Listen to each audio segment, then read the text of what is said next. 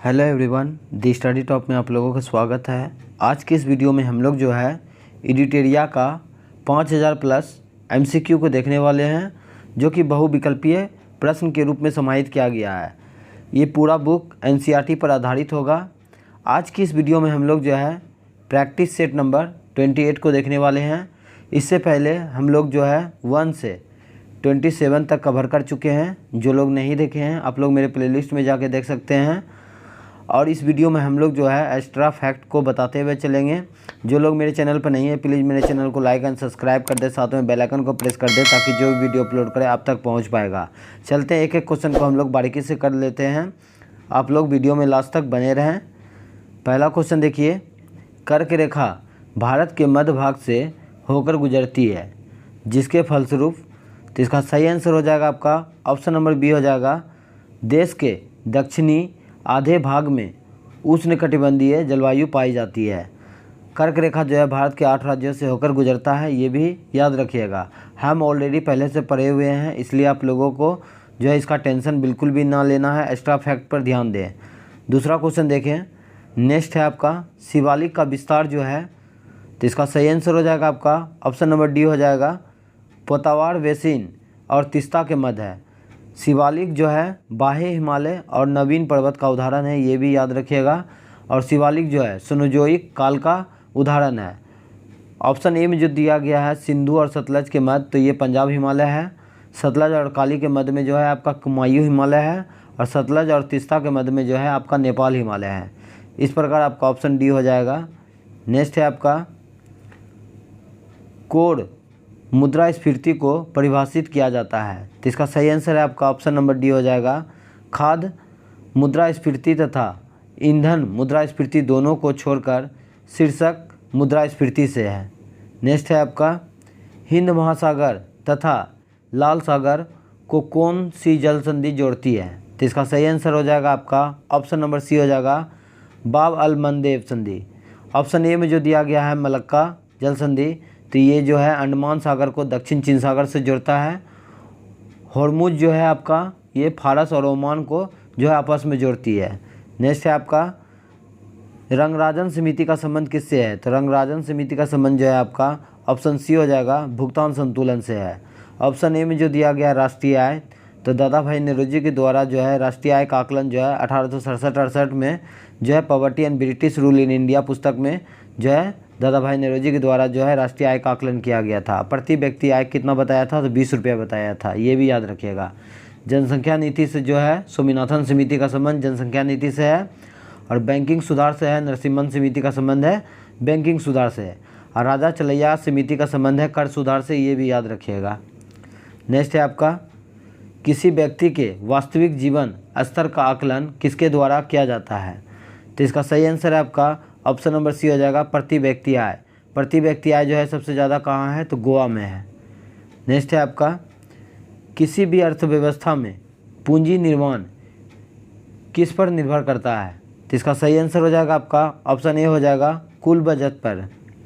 Next है आपका भारतीय स्टॉक बाजार का विनियमन किसके द्वारा किया जाता है, तो इसका सही आंसर हो जाएगा आपका ऑप्शन नंबर सी हो जाएगा, सेबी के द्वारा। सेबी का स्थापना कब हुआ था, तो ये 1988 में हुआ था। यूटीआई का स्थापना 1964 में हुआ था। आरबीआई का स्थापना 1 अप्रैल 1935 ईस्वी को यंग हिल्टन समिति के सिफारिश पर किया गया था। आरबीआई का राष्ट्रीयकरण 1949 में हुआ था, 1 जनवरी, याद रखिएगा, डेट के साथ पूछा जाता है। और आरबीआई का मुख्यालय कहाँ है, तो मुंबई है। आरबीआई के पहले गवर्नर कौन थे, तो ऑसबर्न स्मिथ थे। इड्डा का स्थापना कब हुआ था, तो ये 1999 में हुआ था। इसका संबंध बीमा से है, ये भी याद रखिएगा। नेक्स्ट है आपका भारत में पहली बार मूल्य वर्धित कर जो है कब लागू हुआ था, तो ये 2005 में हुआ था और ये हरियाणा में स्टार्ट हुआ था। और जो है ऑप्शन ए में जो दिया गया है 2002, तो 11वां मौलिक कर्तव्य 86वां संविधान संशोधन 2002 के तहत जो है जोड़ा गया था। और जो है गंगा को राष्ट्रीय नदी का दर्जा कब दिया था, तो 4 नवंबर 2008 को दिया था, ये भी याद रखिएगा। और जलीय जीव डॉल्फिन को जो है राष्ट्रीय जीव कब घोषित किया गया था, तो ये 5 अक्टूबर 2009 को घोषित किया गया था, ये भी याद रखिएगा। नेक्स्ट है आपका ग्रीन मॉफलर का संबंध किससे है, तो ये ध्वनि प्रदूषण से है, ऑप्शन सी हो जाएगा। और जो है जल प्रदूषण जो है आर्सेनिक से संबंधित है। आर्सेनिक का मात्रा जो है जल में होने से जल प्रदूषण हो जाता है। ऑप्शन बी में जो दिया गया है वायु प्रदूषण, तो ये जो है लाइकेन जो है वायु प्रदूषण का सूचक है, और लाइकेन जो है कवक और शैवाल का सहजीवी है, ये भी याद रखिएगा। नेक्स्ट है आपका, महासागर में ज्वार भाटा की उत्पत्ति जो है का मुख्य कारण निम्नलिखित में से कौन सा है? तो ज्वार भाटा की उत्पत्ति का मुख्य कारण जो है आपका ऑप्शन सी हो जाएगा, सूर्य तथा चंद्रमा के गुरुत्वाकर्षण बल। ज्वार जो है कब आता है? तो ये आता है 12 घंटा 26 मिनट, और जो है आपका भाटा 6 घंटा 13 मिनट के अंतराल पर आता है। नेक्स्ट है आपका, कौन सा राष्ट्रीय उद्यान एशियाई बब्बर शेरों के लिए प्रसिद्ध है? तो इसका सही आंसर हो जाएगा आपका ऑप्शन बी हो जाएगा, गिर राष्ट्रीय उद्यान, जो कि गुजरात में है। राजा जी राष्ट्रीय उद्यान आपका उत्तराखंड में है, और पेंच राष्ट्रीय उद्यान ये आपका महाराष्ट्र में है। नेक्स्ट है आपका, भारत में नई वन नीति कब लागू की गई? तो इसका सही आंसर हो जाएगा आपका ऑप्शन सी 1988 में। राष्ट्रीय विकास परिषद का स्थापना जो है 1952 में किया गया था, ये भी याद रखिएगा। और जो है वन संरक्षण अधिनियम का पास हुआ तो ये 1980 में पास हुआ था, और 1991 ईस्वी में राजा चलैया समिति का गठन किया गया, ये भी याद रखिएगा। नेक्स्ट है आपका, निम्नलिखित में से ग्रेट लैक्स के अंतर्गत कौन सा झील नहीं आता है? तो इसका सही आंसर है आपका ऑप्शन नंबर डी हो जाएगा, ग्रेट बैरियर, ये ऑस्ट्रेलिया में है। नेक्स्ट है आपका, किसी राज्य में राष्ट्रपति शासन की घोषणा को मंजूरी देने वाला प्रस्ताव जो है संसद के दोनों सदनों द्वारा निम्न में से किस बहुमत द्वारा पारित किया जाता है? तो इसका सही आंसर हो जाएगा आपका ऑप्शन नंबर ए हो जाएगा, साधारण बहुमत से। सर्वोच्च न्यायालय की स्थापना के संबंध में निम्नलिखित में से कौन सा कथन सही है? तो आपका ए में दिया हुआ है, कलकत्ता में सर्वोच्च न्यायालय की स्थापना 1773 के रेगुलेटिंग एक्ट के तहत 1774 में किया गया था, ये सही है। और इसके प्रथम मुख्य न्यायाधीश सर एलिजा इम्पे थे, और 2 अन्य सदस्य थे, हाइड एंड जो है लेमिस्टर थे। और जो है सर्वोच्च न्यायालय का स्थापना कब किया गया? तो 28 जनवरी 1950 ईस्वी में सर्वोच्च न्यायालय का स्थापना किया गया था, ये भी याद रखिएगा। 2 नंबर गलत है, इस प्रकार आपका ऑप्शन ए सही है। नेक्स्ट है आपका, कि संविधान संशोधन द्वारा राज्य लोक सेवा आयोग के सदस्यों की आयु सीमा 60 वर्ष से बढ़ाकर 62 वर्ष कर दिया गया? तो इसका सही आंसर है आपका ऑप्शन नंबर ए हो जाएगा, 41वां संविधान संशोधन अधिनियम के तहत। नेक्स्ट है आपका, संसदीय प्रक्रिया में शून्यकाल के संदर्भ में निम्नलिखित में से कौन सा कथन सत्य है?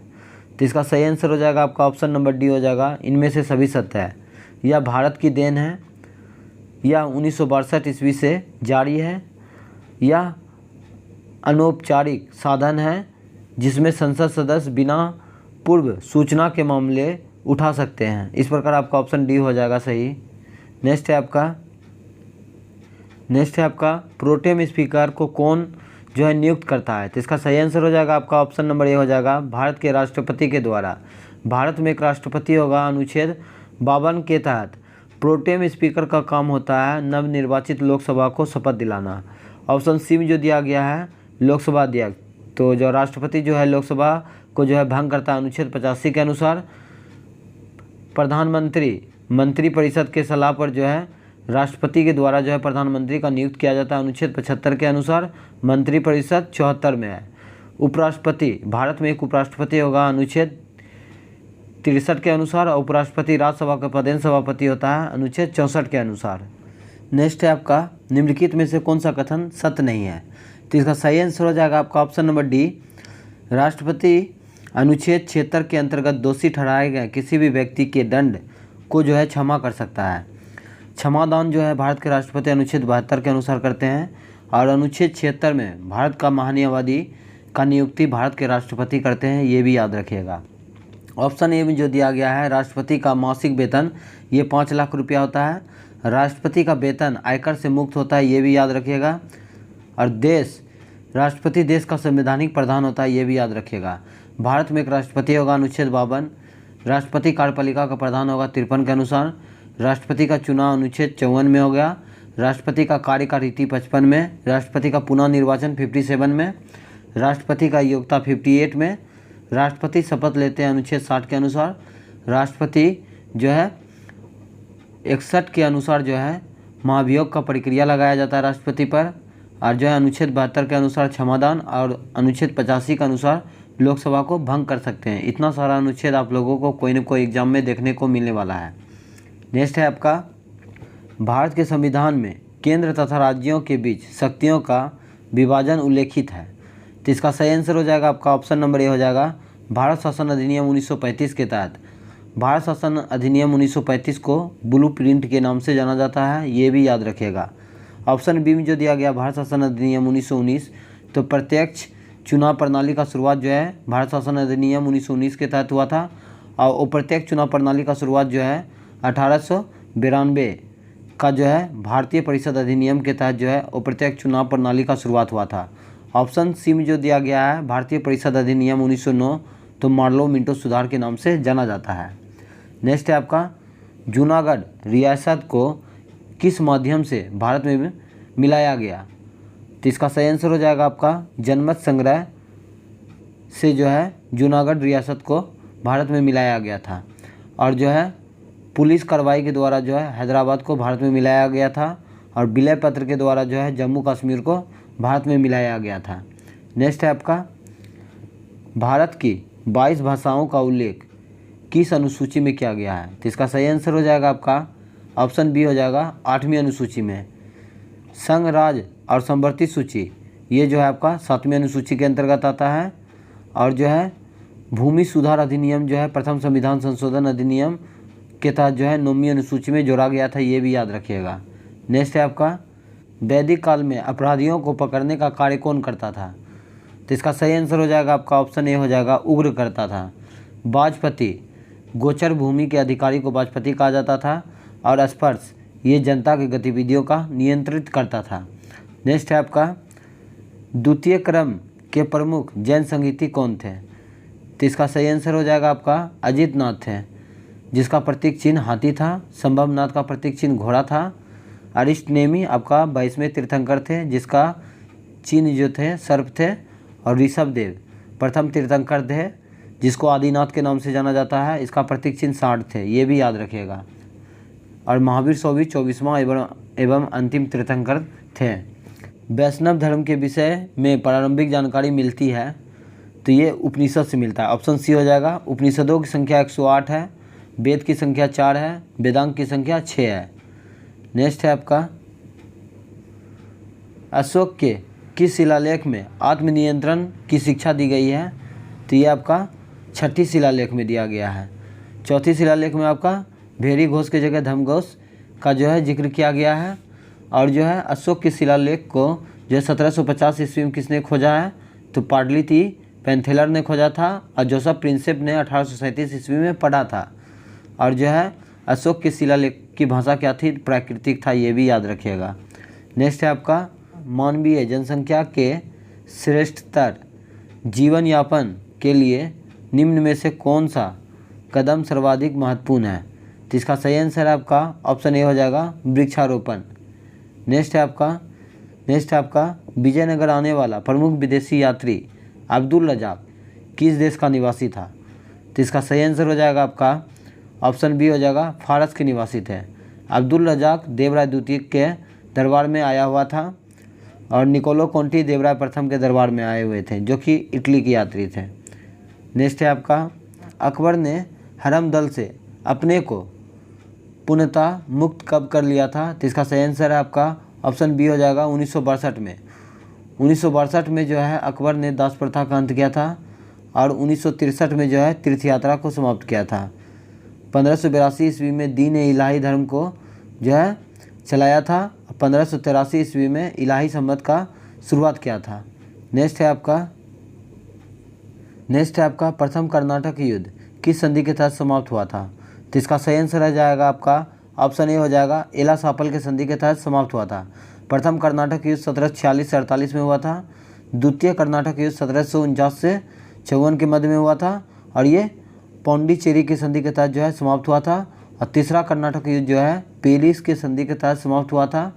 कब हुआ था, तो ये 1756 से 63 के मध्य में हुआ था।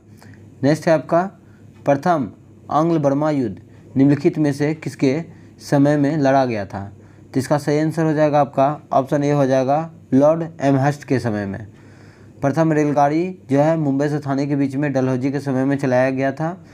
और ऑप्शन बी में जो दिया गया है लॉर्ड एलिनब्रो, तो दास प्रथा का अंत 43 ईस्वी में लॉर्ड एलिनब्रो के द्वारा जो है समाप्त किया गया था। लॉर्ड विलियम बेंटिक के द्वारा जो है सती प्रथा का अंत कब किया था, तो 1829 ईस्वी में किया था। नेक्स्ट है आपका, निम्नलिखित में से किस इतिहासकार ने 1857 ईस्वी के विद्रोह को बर्बरता तथा सभ्यता के बीच युद्ध कहा था? तो इसका सही आंसर हो जाएगा आपका ऑप्शन सी हो जाएगा, टी.आर. होम्स ने कहा था। बी.डी. सावरकर क्या कहा था, तो ये प्रथम स्वतंत्रता संग्राम है। और डिजरेली का कथन है यह राष्ट्रीय विद्रोह है। नेक्स्ट है आपका, सुभाष चंद्र बोस को सर्वप्रथम नेताजी किसने कहा था? तो इसका सही आंसर हो जाएगा आपका ऑप्शन बी हो जाएगा, एडोल्फ हिटलर ने कहा था। और महात्मा गांधी को महात्मा का उपाधि किसने दिया था, तो रविन्द्रनाथ टैगोर ने दिया था, ये भी याद रखिएगा। स्वामी विवेकानंद का बचपन का नाम क्या है, तो ये नरेंद्र दत्त है। महात्मा गांधी जो है कांग्रेस का एकमात्र अधिवेशन 1924 ईस्वी में बेलगांव अधिवेशन का अध्यक्षता किया था। नेक्स्ट है आपका, निम्नलिखित में से कौन सा कथन सत्य है? तो इसका सही आंसर हो जाएगा आपका ऑप्शन डी, इनमें से सभी। भारत के राजनीतिक गतिरोध दूर करने हेतु क्रिप्स आयोग का स्थापना किया गया था कब, तो 1942 में। भारत को सत्ता हस्तांतरित करने का विचार हेतु कैबिनेट मिशन भारत कब आया था, तो ये मार्च 1946 में आया था।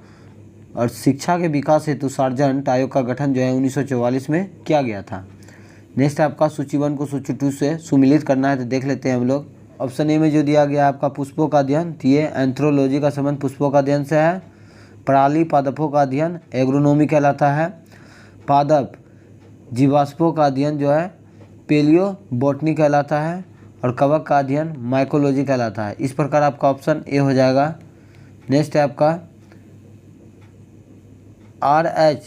हिटकर द्वारा जीवों को कितने वर्गों में जो है वर्गीकृत किया गया था, तो 5 वर्गों में जो है वर्गीकृत किया गया था। बर्फ़ पर उगने वाले शैवाल को क्या कहा जाता है, तो ये क्रिप्टोफाइट्स कहा जाता है, ऑप्शन ए हो जाएगा। और जो है कड़ी चट्टानों पर उगने वाले कवक को जो है लिथोफाइट कहा जाता है। सरसों के बीज के अपमिश्रक के रूप में समानता निम्नलिखित में से किसे प्रयोग में लाया जाता है, तो इसका सही आंसर हो जाएगा आपका ऑप्शन ए हो जाएगा, आर्जीमोन के बीज।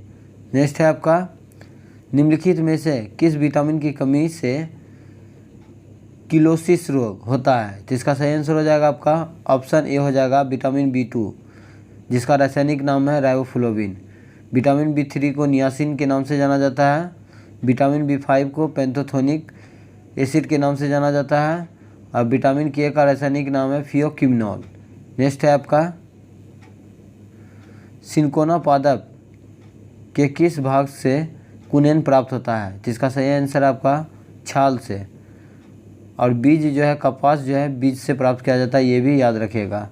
निम्नलिखित में से कौन पाचक हार्मोन जो है छोटी आंत से स्रावित होती है, तो इसका सही आंसर हो जाएगा आपका इनमें से सभी।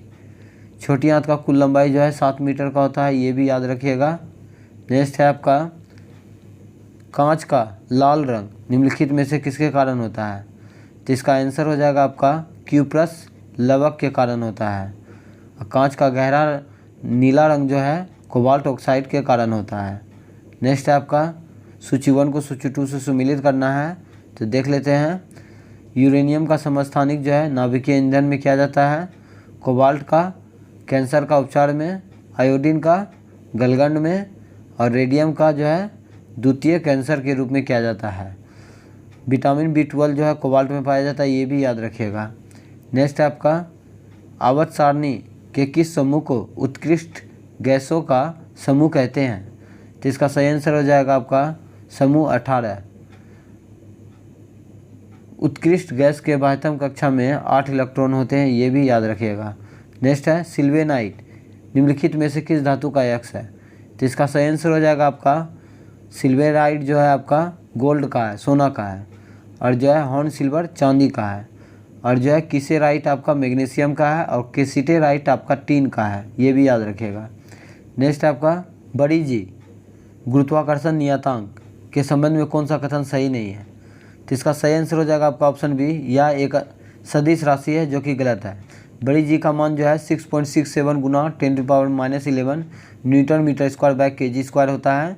बड़ी जी का खोज किसने किया था? कैवेंडिश ने किया था। ऑप्शन सी में जो दिया गया है, जी का मान जो है संपूर्ण ब्रह्मांड में सर्वत्र एक समान होता है।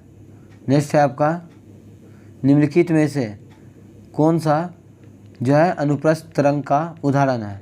तो इसका सही आंसर हो जाएगा आपका भूकंप तरंगे में एस तरंगे जो है अनुप्रस्थ तरंग का उदाहरण है, और प्रकाश जो है अनुप्रस्थ तरंग का उदाहरण है, और अनुदैर्ध्य तरंगों का उदाहरण जो है ध्वनि है। नेक्स्ट है आपका, निम्नलिखित में से किस चुंबकीय तरंग का उपयोग नाभिकीय अभिक्रिया तथा कृत्रिम रेडियो सक्रियता में किया जाता है? तो इसका सही आंसर हो जाएगा आपका ऑप्शन सी हो जाएगा गामा किरण। गामा किरण का खोज हेनरी बेकुलर ने किया था, ये भी याद रखिए। एक्स किरण का खोज रोन्टगन ने किया था, और लघु रेडियो तरंग का खोज जो है हेनरिक हज ने किया था, और पराबैंगनी किरण का खोज जो है रिटर ने किया था।